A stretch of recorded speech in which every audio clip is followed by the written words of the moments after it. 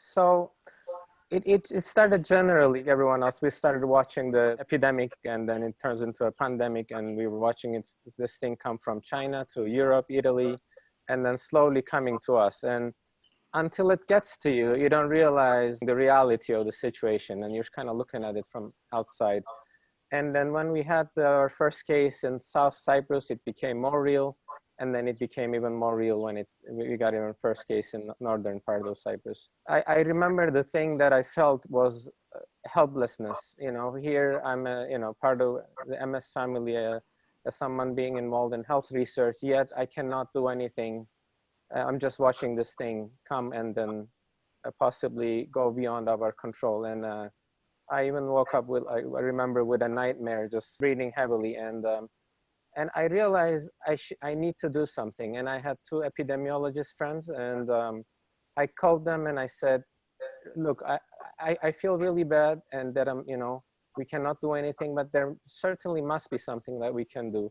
So that's how it all started. And I got in touch with a member of parliament who is our friend, and maybe a friend of mine mentioned that she's involved, and we asked how we can help. She was part of the infectious disease committee that they had set up. And they started with a simple question. They asked, look, we have this thing coming, and we need to estimate the number of hospital beds, number of ICU units, and number of ventilators we'll need.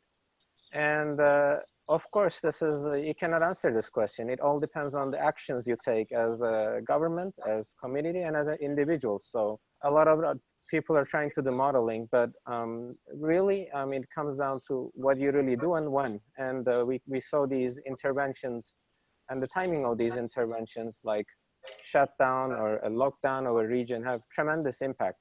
So I decided that rather than coming up with a precise figure for them, which will not be realistic at all, it's so hard to estimate, it would be a better strategy to come up with a simple analysis that shows them, look, if you have a growth rate, exponential growth rate at this level, if you take the necessary measures, then your estimated needs could be relatively low.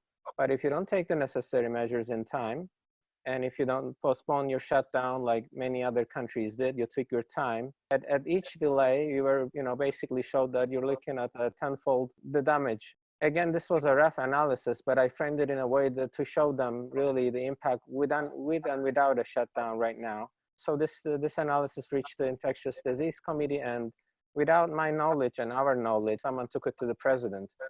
And all of a sudden, we were not aware. We found ourselves listening to our numbers that we did on live television, and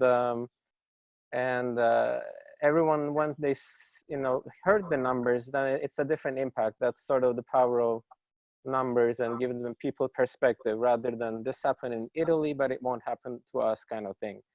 So then they realized, and there was a general pressure on different, in the government, and understanding in the people. So they facilitated closure of public and private sector that night. And this was the third day from our first case in northern Cyprus.